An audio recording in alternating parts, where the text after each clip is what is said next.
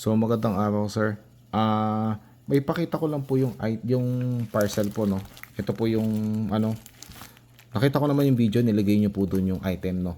Magtataka lang po ako, sir. Itong photo paper na pinadala niyo sa akin, may hiwa dito. Ako naman, sir, hindi ko naman pag-aaksayahan ng oras yung worth 200 pesos na parcel para lang magsinungaling sa inyo, no. In good faith talaga, sir, wala nakarating sa akin ng magnetic na sheet. So, ayun po, sir, nagtataka ko, pihiwa yung sir. Hindi naman ako ganyan maghiwa, sir, eh. Tapos, sir, mapapansin niyo, sir, may mga dumi. Actually, tinanggal ko na, may mga silicone na dumi. Hindi ko alam, sir, kung saan galing to. So, pinabayaan ko na kasi maliit na issue lang to, sir. So, ang pagbukas ko, sir, ito, tinanggal ko siya dito pag ganun. Yan po. Pero upon checking, since nandito, sir, yung hiwa ng cutter, chinek ko yung item, sir, merong tape dito. Ayan po.